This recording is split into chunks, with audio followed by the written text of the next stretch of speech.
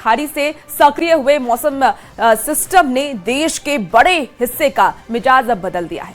देखिए, बिहार में मौसम विभाग ने अगले 24 घंटे में पटना, मुजफ्फरपुर और भागलपुर समेत 17 जिलों में बारिश और ठनका के साथ 50 से 60 किलोमीटर प्रति घंटे की रफ्तार से तेज हवाओं का अलर्ट जारी किया है, जिससे कि लोगों को राहत मिली है।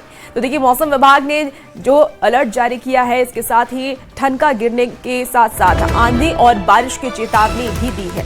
कुछ जिलों के लिए अलर्ट जारी किया गया। कौन कौन से जिले हैं वो भी आपको बताते हैं। गया, जहानाबाद, वैशाली, शिवहर, सीतामढ़ी, पूर्वी चंपारण, मुजफ्फरपुर, नालंदा, पटना, दरभंगा, नवादा, बेगूसराय, शेखपुरा, समस्तीपुर के लिए अलर्ट जारी किया गया है।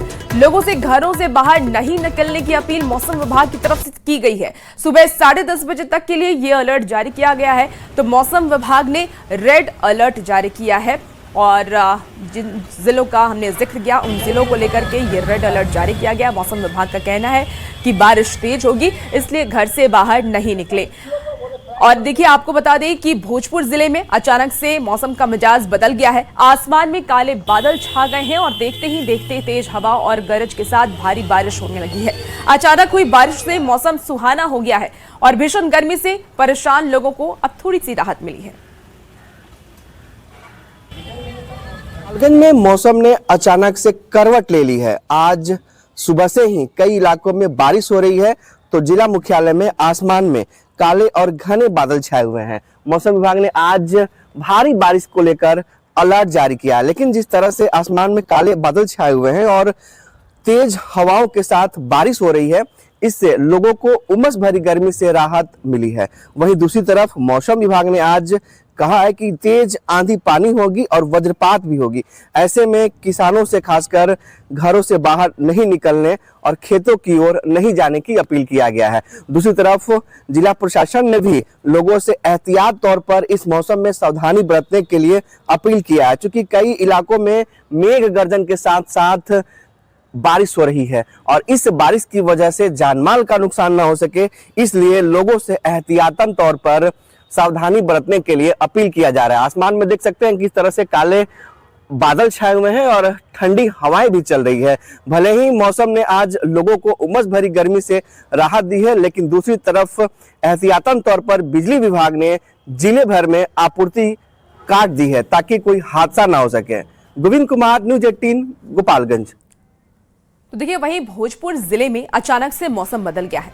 आसमान में काले बादल छा गए हैं और देखते ही देखते तेज हवा और गरज के साथ भारी बारिश होने लगी। अचानक हुई बारिश से मौसम सुहाना हो गया और भीषण गर्मी से परेशान लोगों को राहत मिली है।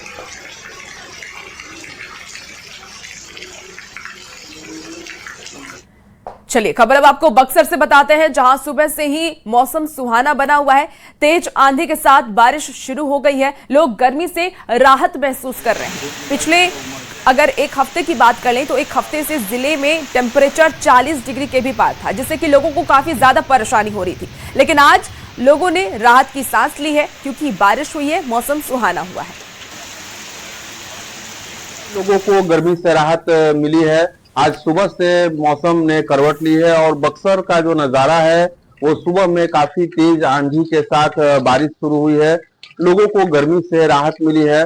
सुबह में जैसे ही धूप निकलना शुरू हुआ, तेज आंधी के साथ बारिश शुरू हुई है और लोगों को सुबह में शाम के जैसा नजारा देखने को मिला है। लोग निकले थे अपने अपने कामों के लिए, लेकिन सड़कें पूरी तरह से वीरान हो गई हैं और तेज हवा के साथ बारिश शुरू हुई है। कहीं ना कहीं लोगों को गर्मी से काफी राहत मिली है, क्योंकि पिछले एक हफ्ते से बक्सर में जिस तरह से गर्मी का तापमान था, लोग गर्मी से काफी बेहद परेशान थे। जिला प्रशासन ने भी गाइडलाइन जारी किया था कि लोग गर्मी से बचे। हीट वेव के कारण लोग 11 बजे के बाद घरों से न निकलें, बहुत जरूरत हो तभी लोग निकले। लेकिन आज जिस तरह से मौसम सुहावना हुआ है, लोगों ने गर्मी से राहत महसूस किया है और काफी अच्छा मौसम यहाँ बक्सर में हुआ है। उस पर आज न्यूज़ 18 बक्सर। और सिवान में भी मौसम का मिजाज बदला हुआ है। पिछले एक हफ्ते से लोग भीषण गर्मी और चिलचिलाती धूप से परेशान थे। जिले में तापमान 40 डिग्री के आसपास बना हुआ था, लेकिन आज सुबह अचानक से मौसम का मिजाज बदला। काले बादल छाए हुए हैं और ठंडी हवाएं भी चल रही हैं। कई जगहों पर रिमझिम बारिश भी हो रही है, जिससे कि मौसम सुहाना हो गया है। सर गर्मी से परेशान थे, टेम्परेचर 40 के आसपास था। ऐसे में आज सिवान में मौसम का मिजाज बदला। आसमान में काले काले बादल के साथ ठंडी ठंडी हवा चल रही है। यह तस्वीर ठीक मेरे पीछे आप देख सकते हैं, जहां तेज हवा के साथ आसमान में काले काले बादल है, वही ठंडी ठंडी हवा चल रही है। सिवान जिले के कई प्रखंड में हल्का बूंदाबांदी भी हो रही है। अगर विगत एक सप्ताह की बात की जाए तो सिवान में उमस भरी गर्मी से लोग परेशान थे। लोगों को आने जाने परेशानी का सामना करना पड़ता था। ऐसे में आज मौसम का मिजाज बदला। आसमान में काले काले बादल के साथ ठंडी ठंडी हवा चल रही है, लिहाजा सिवान के लोगों को उमस भरी गर्मी से आज राहत मिली है। ठीक मेरे पीछे आप देख सकते हैं, पेड़ की टहनियां हिल रही है, वहीं आसमान में काले काले बादल है। तो सिवान में कई प्रखंडों में हल्की बूंदाबांदी हो रही है। सिवान के लोगों को उमस भरी गर्मी से आज राहत मिली है। तो वहीं आज मौसम का मिजाज बदल गया है। रिमझिम बारिश के साथ ठंडी ठंडी हवा चल रही है। मृत्युंजय सिंह, न्यूज 18 सिवान। नौतपा के दौरान भीषण गर्मी झेल रहे छपरा के लोगों को मौसम ने आज थोड़ी राहत दी है। देखिए, सुबह से ही बादल छाए हुए हैं और तेज हवाएं भी चल रही हैं, जिसके कारण मौसम सुहाना बना हुआ है। पिछले 10 दिनों से यहां भीषण गर्मी का प्रकोप जारी था, जिसे देखते हुए डीएम ने एक बार फिर से स्कूल बंद करने का निर्देश दिया था। दौरान गर्मी की मार झेल रहे छपरा के लोगों को आज थोड़ी राहत मिली है। सुबह से ही मौसम का मिजाज बदला हुआ है और आसमान में बादल छाए हुए हैं, हवाएं भी चल रही, जिसके कारण मौसम सुहाना हो गया। आप देख सकते हैं कि किस तरह से आसमान में बादल छाए हुए हैं और छपरा का मौसम का मिजाज बदला हुआ है। पिछले कई दिनों से यहाँ भारी गर्मी का सामना करना पड़ रहा था, जिसे देखते हुए प्रशासन ने स्कूलों को भी बंद कर दिया था और बच्चों को थोड़ी राहत दी थी। लेकिन और मौसम 10 दिन से बहुत गर्मी था, आज में राहत है। क्या हो रहा है आज ठंड कुछ है, हाँ घाटा हुआ घेरा हुआ है, बारिश भी हो रहा है, बूंदा बूंदे। लेकिन आज मौसम ने करवट ली है और सुबह से ही आसमान में बादल छाए हुए हैं, जिसके कारण मौसम का मिजाज बदला हुआ नजर आ रहा है और हल्की बूंदाबांदी भी शुरू हो गई है। उम्मीद बताई जा रही है कि आने वाले कुछ समय में भारी बारिश भी छपरा में हो सकती है। संतोष गुप्ता, न्यूज 18 छपरा। और बिहार के साथ साथ बिहार के पड़ोसी राज्य यानी कि झारखंड में भी मौसम का मिजाज बदला हुआ है। देखिए, झारखंड वासियों को अगले कुछ दिनों तक भीषण गर्मी से राहत मिल सकती है। दक्षिणी पूर्वी हवाओं का जोर राज्य में दिख रहा है, जिससे कि पूर्वी, दक्षिणी और मध्य इलाके में इसका थंडर एक्टिविटी देखने को मिलेगी और तेज हवा की जो गति है वो 50 से 60 किलोमीटर प्रति घंटे की रफ्तार से चल सकती है। इस वजह से आने वाले 5 दिन यानी कि 2 जून तक झारखंड में लू की आशंका बिल्कुल भी नहीं है। हालांकि गरज और ठनका गिरने की आशंका फिलहाल बनी हुई है। तापमान में भी गिरावट दिख रही है। आपको बता दें कि मौसम विभाग ने लोगों से सतर्क रहने की अपील की है।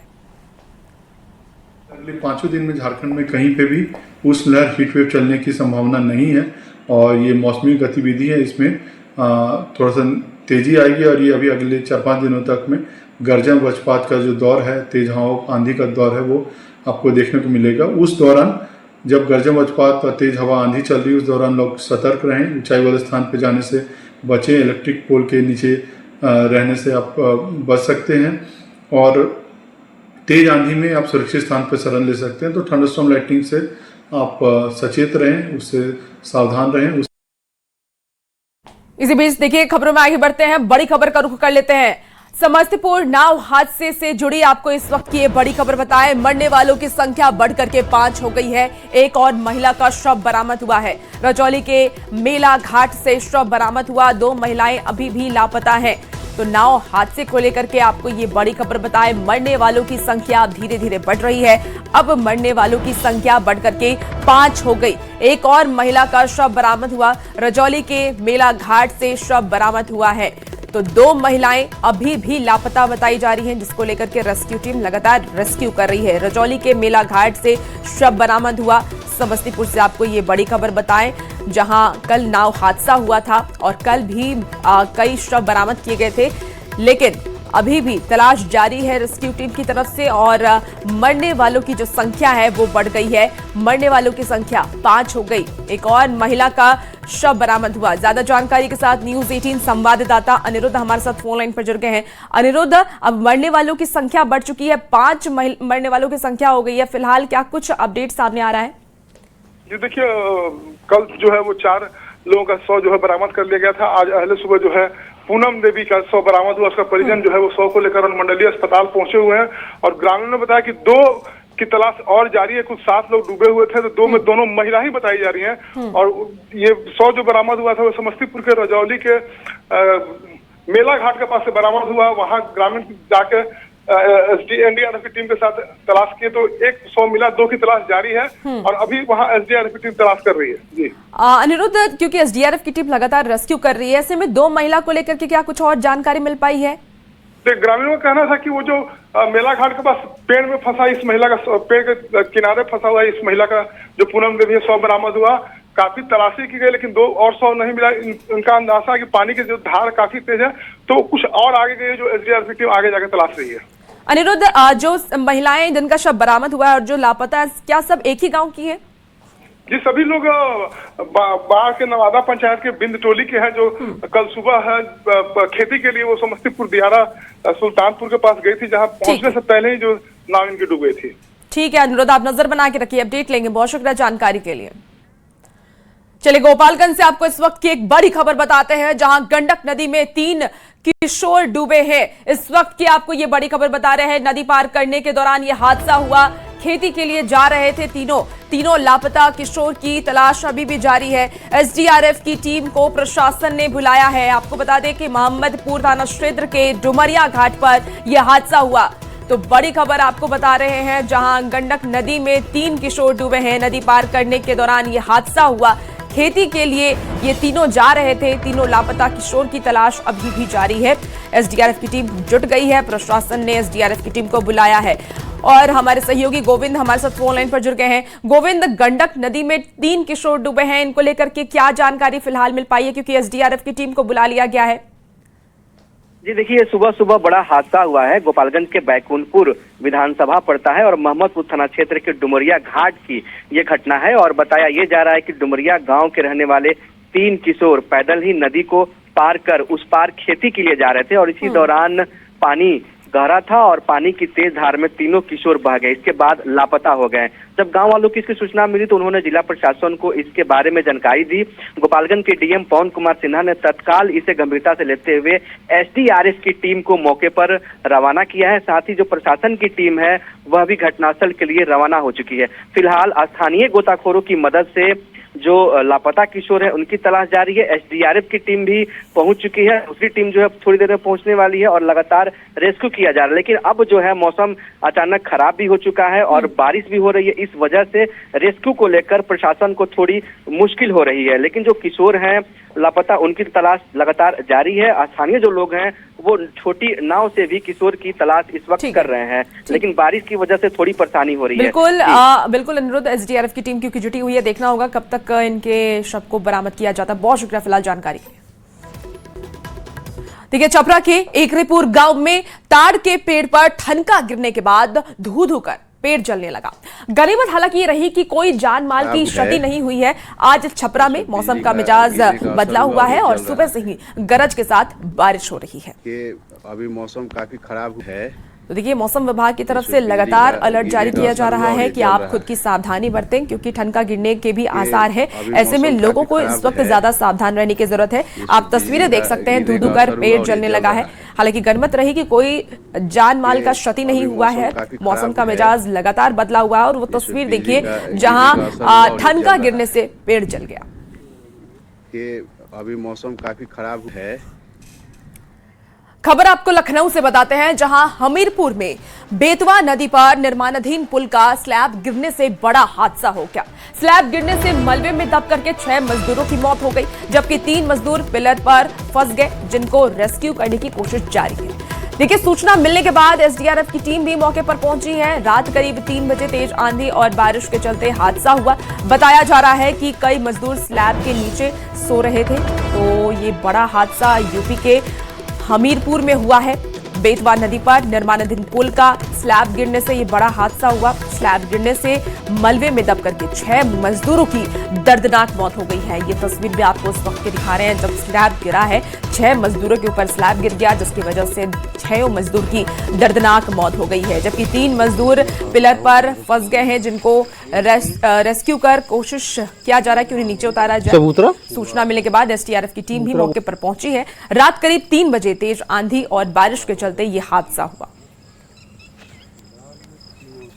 तो देखिए, बताया ही जा रहा है कि कई मजदूर स्लैब के नीचे सो रहे थे और जैसे ही स्लैब गिरा वो सब दब गए। 6 मजदूरों की उसी वक्त दर्दनाक मौत हो गई है। ये 2 तस्वीरें आपको इस वक्त टीवी स्क्रीन पर दिखा रहे हैं, जिसमें देखिए किस तरीके से जो स्लैब है वो बीच से ही गिर चुका है और गिरने की वजह से 6 लोगों की दर्दनाक मौत हो गई है। हालांकि फिलहाल जो जानकारी सामने आ रही है, 3 मजदूर पिलर पर फंस गए, जिनकी रेस्क्यू की कोशिश की जा रही है। और सूचना जैसे ही जानकारी दी गई प्रशासन को, एसडीआरएफ की टीम मौके पर पहुंची और रात करीब 3 बजे आंधी और बारिश के चलते ये हादसा हुआ है। तो लापरवाही हालांकि है, क्योंकि ये निर्माणाधीन पुल था और इसके नीचे ही लोग सो रहे थे। चबूतरा यहाँ पे ये स्लैब गिरा है जिसमें कुछ लोग दबे हैं। इस सूचना पे तत्काल यहाँ की स्थानीय पुलिस और हम सभी लोग यहाँ पे पहुँचे हैं। 3 लोग आप देख सकते हैं यहाँ पे पिलर पे फंसे हुए हैं। इनके रेस्क्यू के लिए एसडीआरएफ हमारी टीम जो है यहाँ पे प्रयास कर रही है। कुछ लोग मलबे में दबे हैं, 6 लोग की सूचना है, जिसमें से अभी 5 लोग को तो हम लोग आइडेंटिफाई कर लिए हैं और फिर ये स्लैब हटा करके उनका रेस्क्यू हम लोग करेंगे। यहाँ पर लगभग रात के 12 बजे बहुत तेज तूफान आया। अब हम लोग नीचे गए थे, मेरे गांव से 400 मीटर दूर पर पुल बन रहा था, उसमें रात के भी काम हो रहा था। इस कारण से कुछ लेबर ऊपर भी काम कर रही थी। चलिए, सियासी गलियारे की खबरों का रुख करेंगे तो आज राष्ट्रपति से मिलेंगे सीएम सम्राट चौधरी। सुबह 11:30 बजे राष्ट्रपति से सम्राट चौधरी की ये मुलाकात होने वाली है। सीएम बनने के बाद पहली मुलाकात है। मुलाकात के बाद पटना लौटेंगे सीएम सम्राट चौधरी। दोपहर के 1:05 की फ्लाइट से वो पटना आएंगे। तो आज सीएम सम्राट चौधरी राष्ट्रपति द्रौपदी मुर्मू से मिलने वाले हैं। सुबह के 11:30 बजे का वक्त दिया गया है जब राष्ट्रपति से मुलाकात करेंगे सम्राट चौधरी। सीएम बनने के बाद उनकी ये पहली मुलाकात है। मुलाकात के बाद वो पटना लौटेंगे। दोपहर के 1:05 की उनकी फ्लाइट है, जिससे वो पटना वापस लौटेंगे। तो आज का दिन सीएम सम्राट चौधरी के लिए काफी खास है, क्योंकि राष्ट्रपति से वो मिलने वाले हैं। राष्ट्रपति द्रौपदी मुर्मू से वो मिलेंगे 11:30 बजे। और आपको बता दें कि सीएम बनने के बाद पहली बार उनकी राष्ट्रपति द्रौपदी मुर्मू से मुलाकात होगी। तो आज का दिन देखिए, सीएम सम्राट चौधरी आज राष्ट्रपति द्रौपदी मुर्मू से मिलने वाले हैं और 11:30 बजे उनकी ये मुलाकात राष्ट्रपति द्रौपदी मुर्मू से होगी। सीएम बनने के बाद पहली बार सम्राट चौधरी राष्ट्रपति से मिलेंगे। देखिए, मुख्यमंत्री सम्राट चौधरी ने बिहार के भ्रष्ट अधिकारियों और कर्मचारियों को 2 टूक चेतावनी दी है कि जो लोग भी जल्दी अमीर बनने की कोशिश में गलत शॉर्टकट अपनाएंगे, उन्हें सीधे बेऊर जेल जाना होगा। और ऐसे भ्रष्ट लोगों के लिए बेऊर जेल का गेट खुला हुआ है। सम्राट चौधरी के बयान पर सियासी बयानबाजी अब तेज हो गई है। जो भी भ्रष्टाचार करेगा उसके लिए बेऊर जेल का ही गेट खुला रहेगा।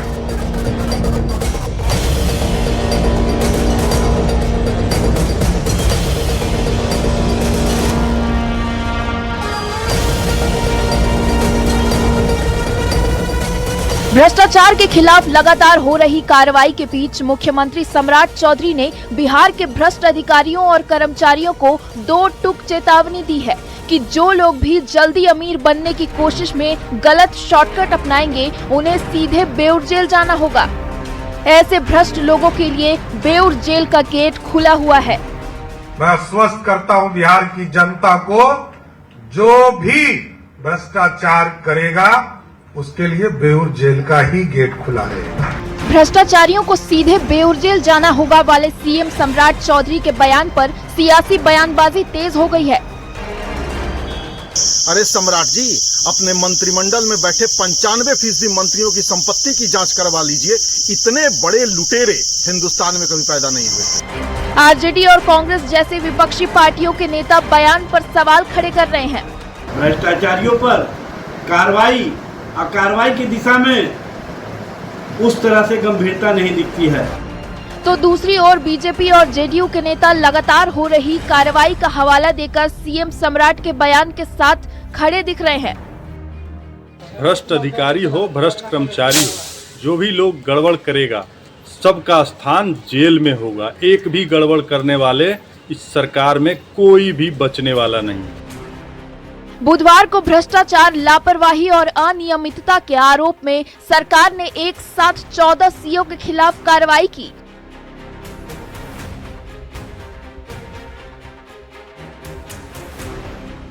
बुधवार को ही एसयूवी ने ठेकेदार रिशु श्री के ठिकानों पर 11 घंटे तक छापेमारी की और छापेमारी के बाद भागीय टेंडर में हेराफेरी और मनी लॉन्ड्रिंग के आरोप में ठेकेदार रिशु श्री को गिरफ्तार कर लिया।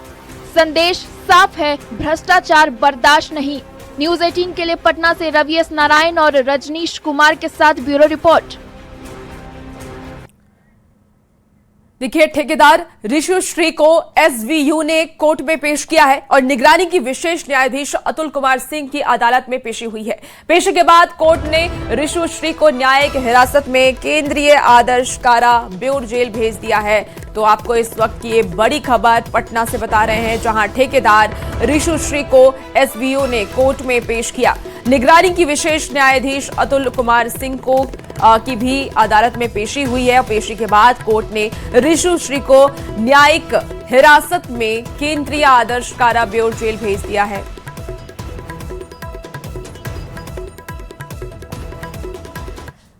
खबर अब आपको चतरा से बताते हैं, जहां पुलिस ने इटखोरी थाना क्षेत्र के भुरकुंडा जंगल मैदान से एक तस्कर को गिरफ्तार किया है। छापेमारी कर करीब 15 लाख रुपए का अवैध ब्राउन शुगर भी जब्त किया गया।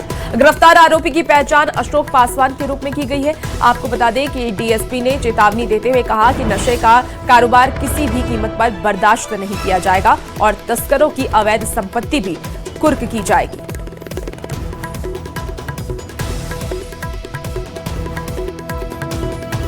बड़ी खबर आपको चतरा से बता रहे हैं, जहां पुलिस ने इटखोरी थाना क्षेत्र 30.31 ग्राम 30 ग्राम के लगभग में ब्राउन शुगर की बरामदगी हुई।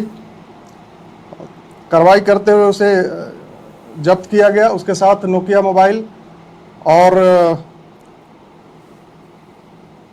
अवैध सामान जो था इसके पास वो जब्त कर लिया गया है। तो फिलहाल इस बुलेटिन में